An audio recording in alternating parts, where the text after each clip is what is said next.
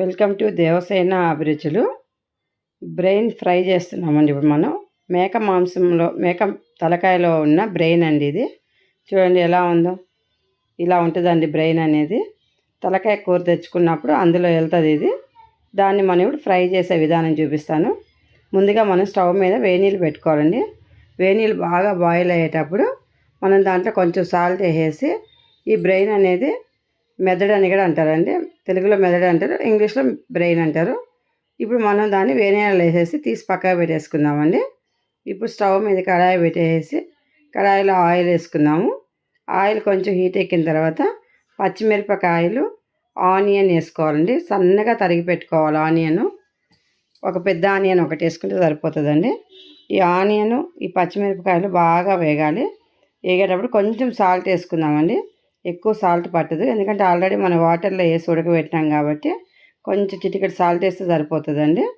ఇప్పుడు ఇది వేసేసి బాగా వేపుకుందాము. కొంచెం పసుపు కూడా వేసుకుందామండి.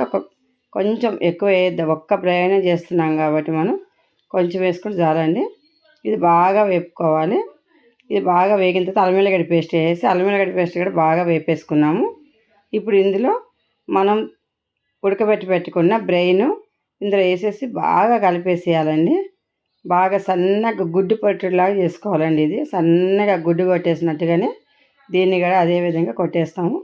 కొంచెం కారం వేసుకుందామండి. కారం కూడా దీనికి బాగా పట్టే వరకు, ఈ ఆనియన్ ఇదంతా బాగా కలిసేంత వరకు బాగా కలుపుకోవాలి. నిదానంగా సిమ్లో పెట్టి చేసుకోవాలి, లేదంటే మాడిపోతుంది.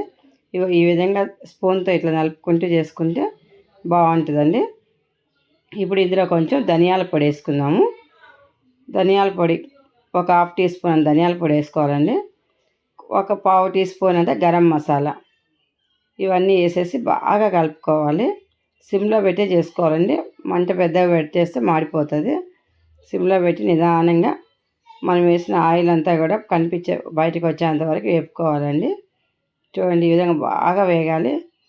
ఇవి బాగా వేగింది అంటే ఆల్రెడీ ఉడికిపోయింది కాబట్టి బాగా వేపుకుంటే సరిపోతుంది. ఫైనల్గా మనం కొత్తిమీర వేసుకుందామండి. కొత్తిమీర వేసుకుంటే బ్రెయిన్ ఫ్రై రెడీ అయిపోద్దండి.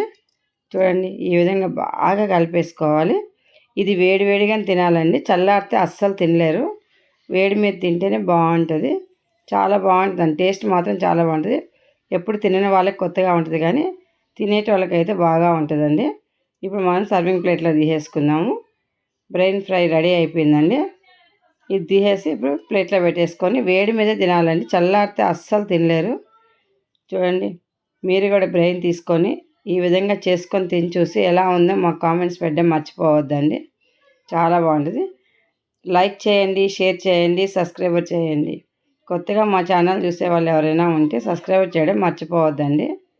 సబ్స్క్రైబర్ చేసి పక్కనున్న బెల్ ఐకాన్ నొక్కితే మేము పెట్టే వంటలన్నీ కూడా మీకు నోటిఫికేషన్ ద్వారా వస్తాయండి. చూడండి, మెదడు ఫ్రై, బ్రెయిన్ ఫ్రై, మేమైతే మెదడనే అంటామండి. మెదడు ఫ్రై చాలా బాగుంటుంది. పిల్లలు చాలా ఇష్టంగా తింటారండి, మా పిల్లలు అయితే. Thank you for watching.